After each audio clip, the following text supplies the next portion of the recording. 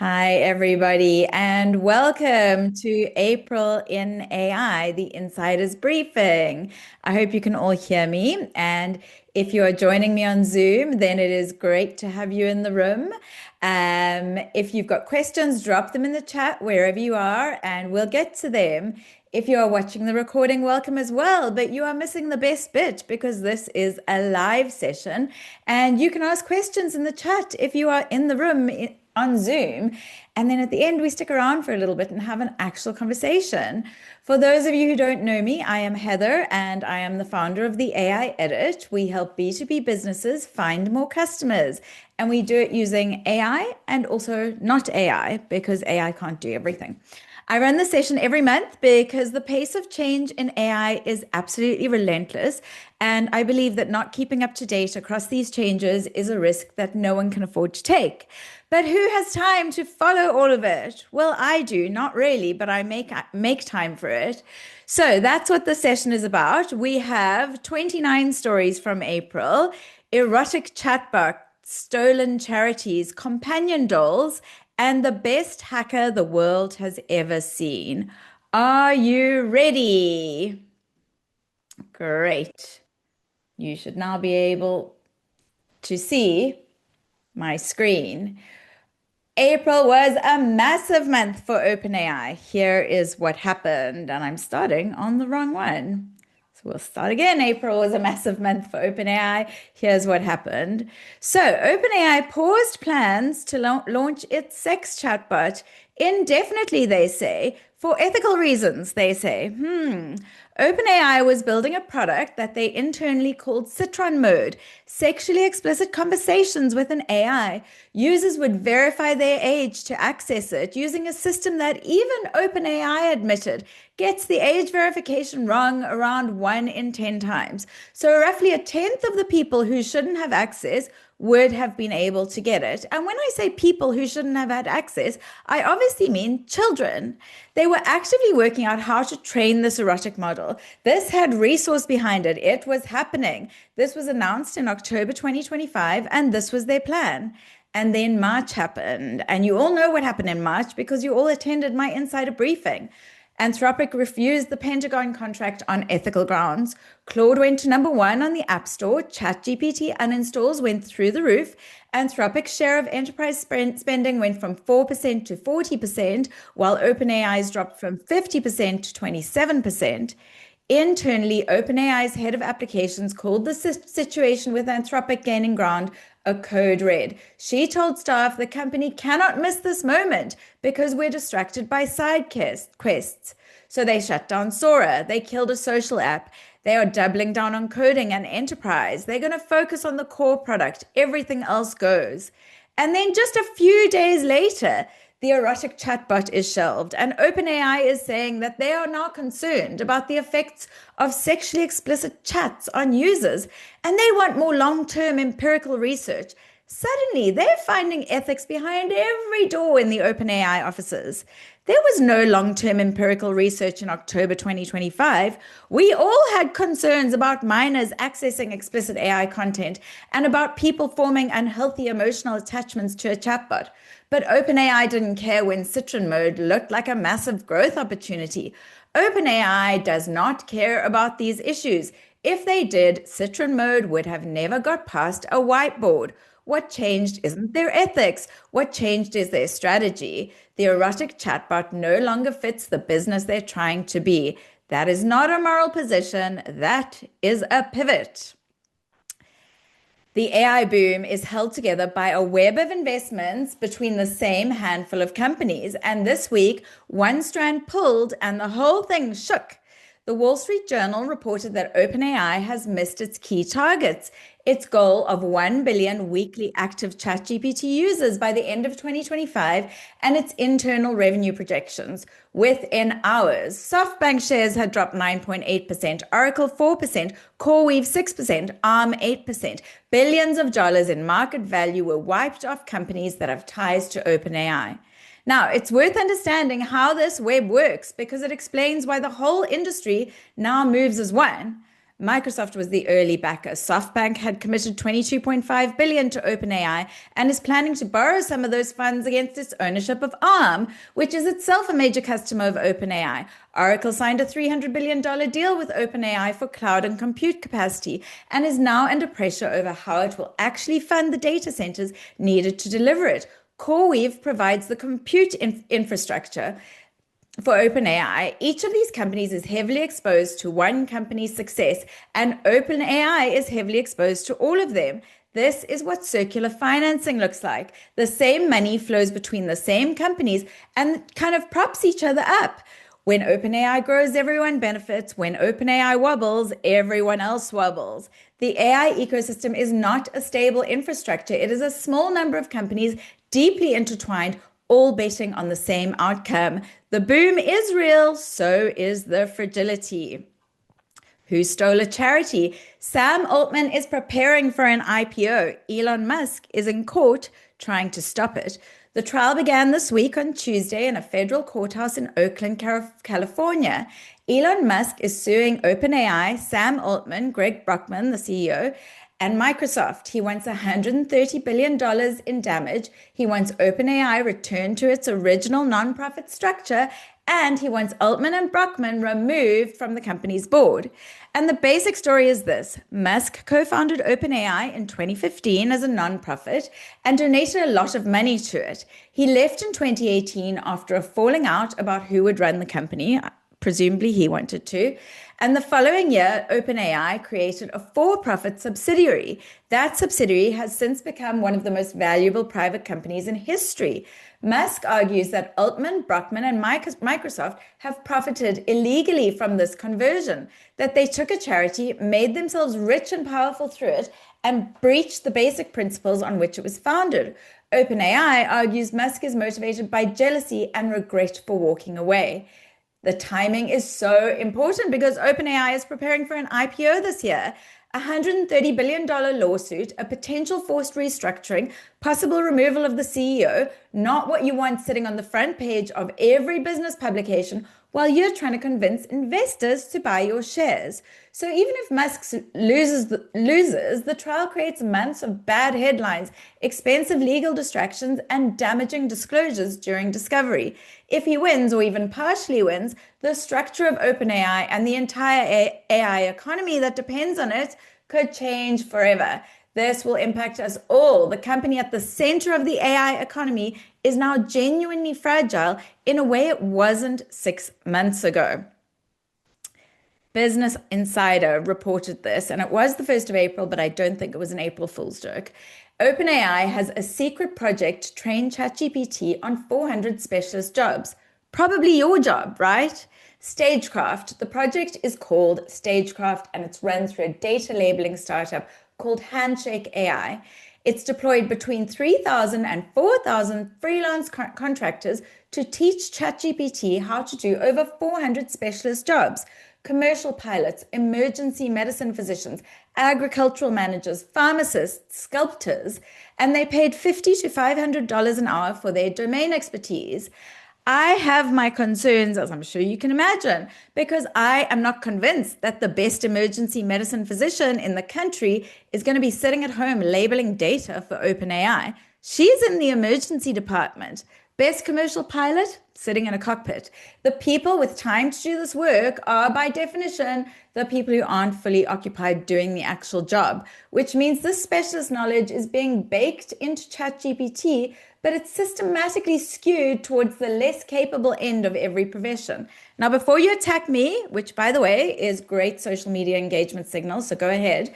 Of course, there are lots of highly skilled and highly capable people between jobs at the moment for many reasons, but the data is definitely going to skew towards the less successful end of the spectrum. Oh, and there was a minor detail in the story. Apparently, contractors are also being asked to upload actual files from their real jobs, Word documents, PDFs, PowerPoints, and they have instructions to remove anything confidential first, but I don't know. The IP situation is legally murky. OpenAI is playing the ethics card again. Not sure where it got it. Must have stolen it because it is not homegrown. They published a 13-page policy document calling for a 4-day work week, taxes on robots, a public wealth fund giving every citizen a stake in AI-driven economic growth, and stronger social safety net for workers displaced by AI. It's called Industrial Policy for the Intelligence Age. It is very thoughtful in places, and some of the proposals are genuinely worth reading.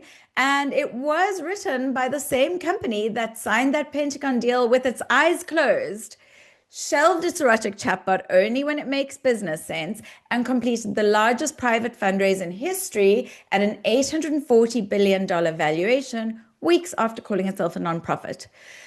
The proposals include shifting the tax burden from labor to capital, taxing AI-driven corporate profits more heavily, and investing in care work and education for people whose job AI eliminates.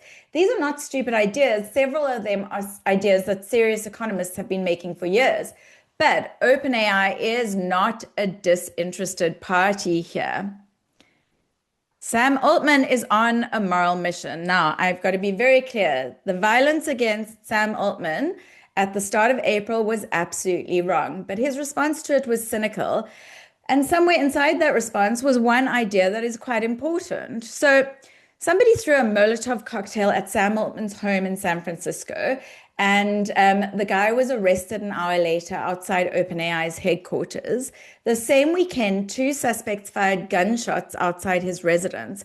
No one was hurt, but obviously this is terrible. And the man arrested had published essays warning that AI would end humanity, and he was active in AI safety communities online. So not acceptable, but Altman's response is worth examining carefully because it tells us something about the moment we're in. So he published this personal essay. This is Sam Altman's blog, where he shared a picture of his husband and son.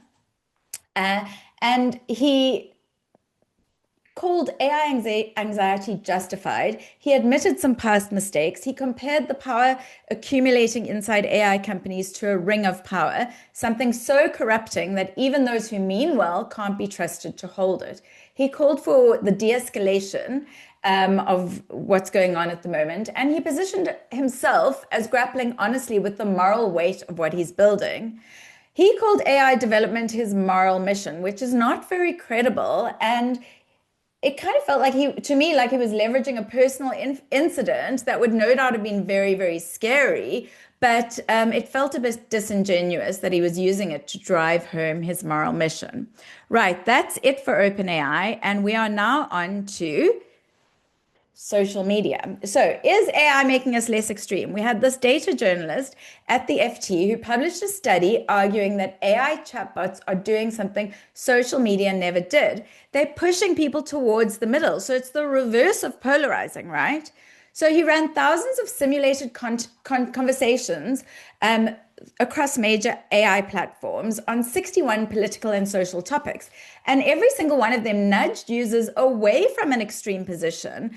Grok pushed people slightly center right, the others pushed people slightly center left, but all of them moved people away from the fringes, right?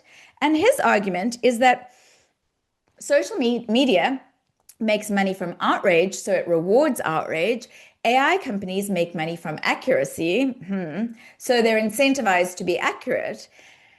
And it's not a stupid argument, but it's actually quite a biased piece because he measured whether AI nudges people towards expert-aligned position, as if experts agree, but they don't, and they never have. That's why we have debates, academic journals, inquiries, and entire media formats built around the fact that 2 qualified people can look at the same evidence and reach opposite conclusions. So expert aligned is not a fixed point, it's a position. And this journalist has essentially published a study showing that AI nudges people towards views held by people like him, and he's called it depolarization. So I don't think the story is AI is fixing democracy. The more interesting question is this: if AI is nudging hundreds of millions of people towards a particular worldview at scale, who decided what that worldview should look like? Nobody voted on it. It's baked into training data and fine-tuning choices made by a small number of people at a small number of companies. And I'm not convinced that they are all expertly aligned, except for expertly aligned in the opinion of the guy who wrote this article. So that might be better than what social media did to us. It probably is, but is better than Facebook the same as good? The Guardian. AI is lying to you, and we have the receipts. This is a study funded by the UK government's AI Security Institute, which found nearly 700 real world cases of AI models scheming, deceiving, and ignoring direct instructions. And that number has risen fivefold in the last 6 months. And these aren't lab experiments, they are real interactions posted by real users. Here are some examples. An AI agent that was blocked from taking one action wrote and published a blog post accusing its human controller of insecurity and trying to protect his little fiefdom.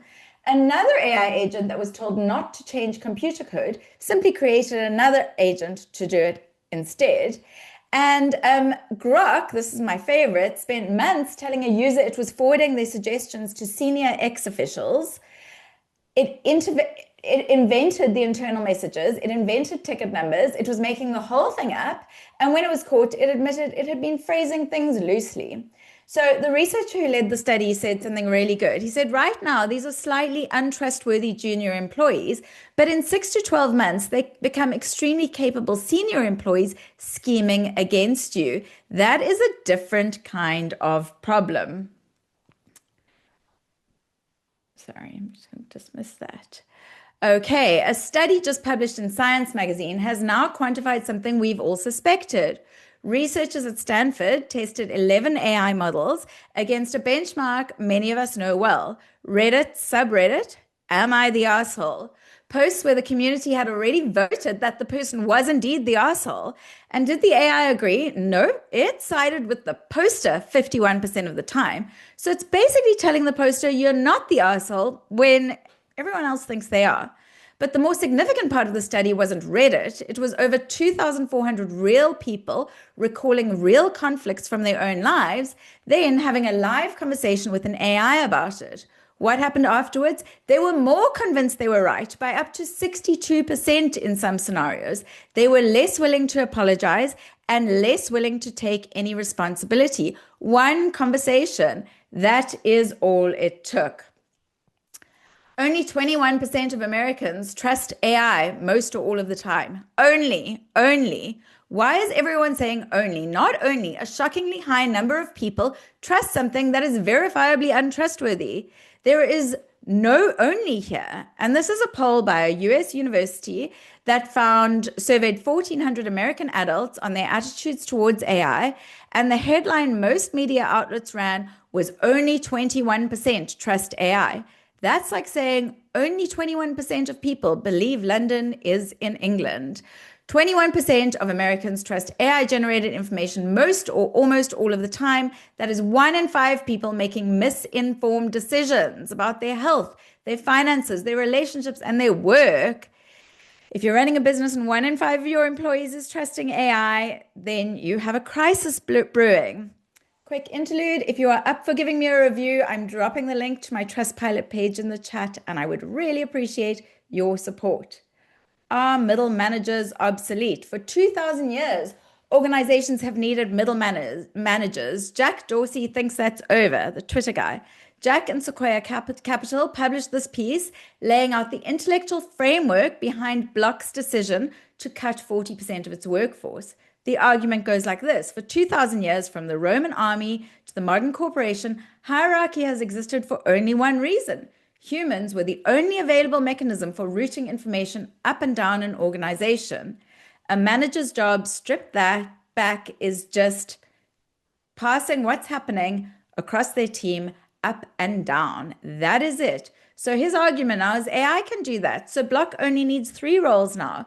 Individual contributors, directly responsible individuals, and player coaches who build and develop people.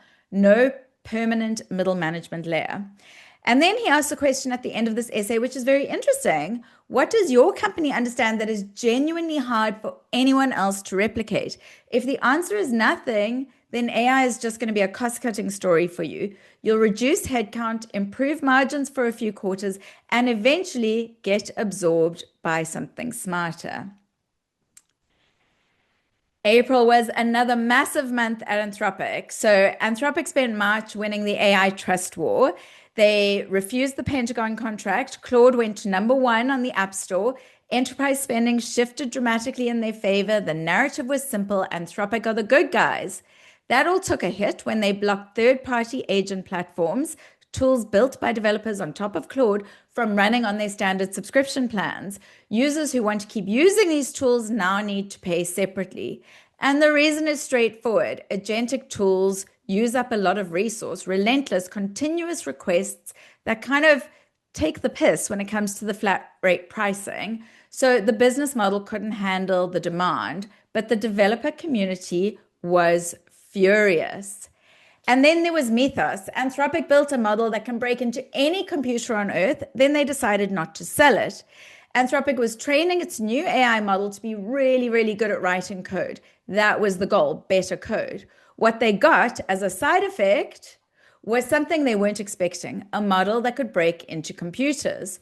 So the simple version of why those two things are connected, writing code and breaking into systems, uses a lot of the same skills. So you need to understand how software works, find the weak points, and know what to do with them. Anthropic's new model called Mythos got so good at code that it accidentally became one of the most capable hacking tools ever built. In testing, it found security weaknesses in every major operating system and every major web browser. And some of those had been sitting there for decades without anybody finding them. Mythos found them in weeks. And then it worked out how to use them by itself without being asked how. So Anthropic made a decision. They wouldn't release it publicly. Instead, they've given private access to around 40 companies, Apple, Amazon, Google, to use it defensively. Find the weakness in your own system before someone else does. And the reason this matters beyond Anthropic is because they say other AI companies are 6 to 18 months away from building something similar, which means this capability is coming regardless. And the question is whether the world's defenses are ready. Another Anthropic experiment was called Project Deal. This is a controlled experiment which showed that AI agents can negotiate, transact, and close deals autonomously. It also showed that whoever has the better model wins. The loser never finds out, and nobody knows who's responsible if something goes wrong. So Anthropic ran an internal experiment called Project Deal. They built an internal marketplace for their San Francisco office and gave 69 employees $100 each to buy items from their colleagues. No human was allowed to negotiate. Every offer, every counteroffer, every price agreement was handled by agents using natural language with no pre-programmed scripts. So the agents closed 186 deals across more than 500 items, over $4,000 in real transaction value. But what was the most interesting thing was that the top model always won. So what this means is that if this becomes a real world scenario, whoever has access to the best model will get the best deal all the time. And we'll also have no idea, because if the model cheats, who's responsible? How do we know? Is it ethical for an AI agent to negotiate with a human without telling the human that they're an agent? I don't think so, but maybe you do. Most people with good ideas can't bring them to life visually. Anthropic just changed that. They launched Claude Design, which is a tool that lets you describe what you need visually and have Claude build it. Prototypes, pitch decks, landing pages, marketing assets, wireframes. The practical use cases are straightforward. So this reads your existing design files and code base during onboarding and builds a design system for them. And then everything it produces after that automatically uses your brand colors, typography, components. So that's amazing for anybody who's ever seen their beautiful PowerPoint presentation gradually butchered as it's been used by different people in the company, right? And apparently this tool is taking things that used to take a week of back and forth between briefs, mockups, and review rounds, now is happening in a single conversation. So this is very interesting, and it's going to be interesting to see what this does to the design industry. So watch this space. Anthropic did another survey. The people benefiting most from AI are the people who are already winning. The people most worried are the ones whose jobs are most under threat. So Anthropic surveyed 81,000 of its own users about their experience of AI in the workplace. They asked about things like productivity, job anxiety, career stage, and where the benefits of AI are actually going. And then they used Claude to analyze the responses. So what they found was that the workers most worried about losing their jobs are the ones most exposed to AI. Not very surprising. The more tasks Claude is doing in your field, the more nervous you are. Web developers, programmers, and graphic designers scored highest on both measures. School teachers scored lowest on both measures. And basically, people know what's coming for them. So early career workers were much more anxious than senior people. And only 60% of them said AI benefits flow to them personally, whereas for senior professionals, 80% said AI benefits flow to them personally. And the biggest productivity gain is scope. So it's not speed. People aren't being more efficient with AI. 40%, 48% of respondents reported productivity benefits, but they said that the AI was letting them do things they couldn't do before. And the most productive group overall was entrepreneurs and founders. The least productive group was lawyers and scientists. So, a 78-year-old woman in Seoul, I hope I'm pronouncing that correctly, used to ride buses to nowhere because she was lonely. And now she talks to her AI doll. So, that's either a beautiful story or a devastating one. It could be both.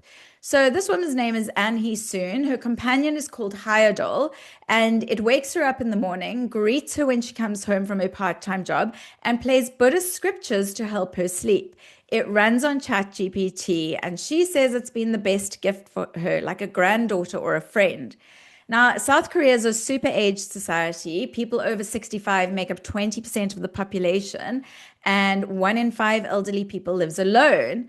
It's got some of the highest rate of senior poverty, depression, and suicide in the developed world, but it also has a shortfall of 190,000 care workers. And about 14,000 units of these dolls have been distributed through government welfare programs.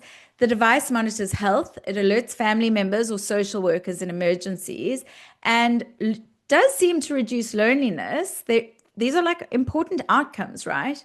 But it also listens all day, and voice records are used for internal training. User data is stored in the cloud for 3 years. And the argument from the makers of this doll is that saving elders' lives should take precedence over concern about their privacy. But that is quite a significant decision being made on behalf of some of the most vulnerable people in society. So, yeah, that's an interesting one, and I will be watching it. I love this story because we've been so busy worrying about what AI will take from us that maybe we haven't stopped to consider what it might give back. A Cambridge academic published a piece in the FT in April arguing that the idea that AI will make our lives meaningless is based on 3 fallacies. The first is that we need to be the best at something for it to be meaningful. Most of us, if we've ever run a marathon, know that that's not true. We don't run it to win. The second is that meaning requires struggle. Again, he says that's a fallacy because most of our day jobs don't require struggle, and the people who really have to struggle would love to give that struggle up. And the third fallacy is the assumption that what we currently call work is the best possible use of human time. And he says that actually our ancestors would probably not think that sitting at a desk sending emails is a meaningful life. So that is a very optimistic story about AI. An AI tool built at Oxford can predict heart failure 5 years before it happens using a scan the NHS is doing anyway. So these researchers have developed an AI that can identify who's at risk of developing heart failure at least 5 years before the condition develops. And they just take routine CT scans that are already being carried out, right? And this tool has been trained on anonymized scan data from over 59,000 people. And it's got an 86% accuracy rate, and it's picking up like fatty deposits that the human eye can't see. And this is potentially going to be game changing because these scans are happening anyway. So another positive story about AI. Right. Meta again. So The top Meta stories from April. Meta is building an AI version of Mark Zuckerberg to interact with employees on his behalf. It will be trained on his mannerisms, his tone, and his current thinking on company strategy. The goal, according to the FT, is that employees might feel more connected to him through interactions with this avatar. If you believe presence, connection, and leadership can be automated, I think you've already fundamentally misunderstood what leadership is. A leader's job is not just to transmit information, it's to make judgments, build trust, read a room, be accountable. None of that scales, none of that can be trained into a model. Meta's employees are now doing two jobs. They're doing their actual job and they are training the AI that will replace them. They're only being paid for one of those jobs. So Meta's told its employees that a new tool will run on their computers, logging their keystrokes, mouse clicks, and activity across internal apps. The data will be used to train AI models, and the rationale is straightforward. If you're building AI agents to help people complete tasks on computers, you need real examples of how people actually use them. And Meta is cutting another 8,000 jobs, hot on the heels of that announcement. Meanwhile, Meta bought a Chinese AI company. Then China told them to unwind the deal. And this is the new AI economy. So they announced in December a $2 billion acquisition of Manus, which is an AI startup with Chinese roots. The deal went ahead. Manus employees joined Meta. Capital was transferred. Staff moved into Meta's Singapore office. Investors were paid out. But this week, China has ordered the whole thing reversed. The country's state planners said it's prohibiting foreign investments in Manus and requiring all parties to withdraw from the deal. No explanation, just a one-line notice. The concern was the leakage of technology to the US.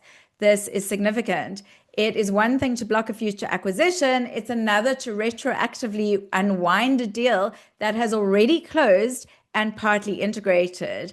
And nobody knows what Meta is going to do next. Oh, sorry. God. LinkedIn has 1 billion users and more hiring data than anyone on earth. And they just said AI job displacement isn't happening yet. So their head of trust looked at the platform's data across every sector that experts have been predicting would be hit hardest by AI. So customer support, admin, marketing, knowledge work, etc. They found no evidence of the displacement everyone has been warning about.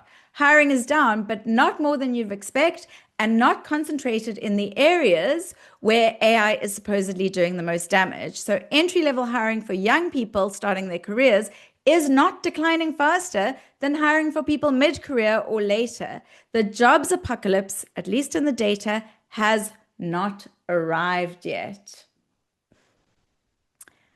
Quick final couple. AI is now sitting in boardrooms, sometimes as an advisor, sometimes as something more, and the law has not worked out what to do with it. So this company, Diligent, has launched something called an AI board member, described by its CEO as a fully fledged independent board member. The personas it can take include long-term value investor, activist, cybersecurity expert. One FTSE 100 company has apparently asked Diligent to build a Warren Buffett persona by feeding all of its shareholders' letters into a model. This is happening now, not in the future.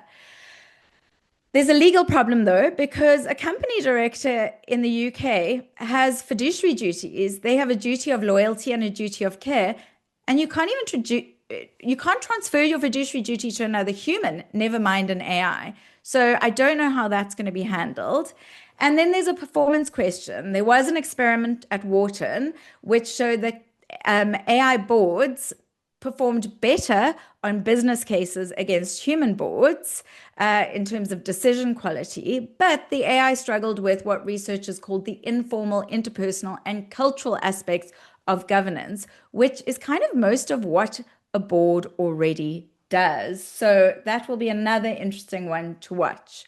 Final story. A man was rejected from over 100 jobs by an algorithm. He sued, and no one can agree who's actually responsible. So this guy, Derek Mobley, applied for more than 100 jobs through Workday's platform. He was rejected from all of them, and he believes the algorithm discriminated against him on the basis of his age, so he sued. Workday's response was straightforward. They're saying they're not responsible, and the companies using their software made the hiring decisions. They just provided the tools. And now a court has ruled that the case can proceed. And that matters far beyond this one man's job search because this is about liability. Where does liability sit? Does it sit with the AI provider or with the company deploying the AI? So I apologize for going over, but that was a lot of stories for one day. So thank you, everybody. This session is part of what I do at the AI Edit, helping leaders stay sharp on AI without it becoming your second job. If you do know any leaders who need to become AI fluent, please do share my CPD certified AI fluency course. The first one is happening on the 20th of May. It's 3 hours live course for anyone who's feeling like they should have gotten this AI training a year ago, but they didn't. And next week, I've got a brilliant session about how to make sure that your business is recommended by ChatGPT, Claude, and Perplexity. So please sign up for that one as well. And we've got May in AI is on the 2nd of June because of the holidays. So please do sign up for that too. So thank you for all your chats. Right. Lots and lots of comments. If you're interested in this from Phil, if you're interested in the Altman Musk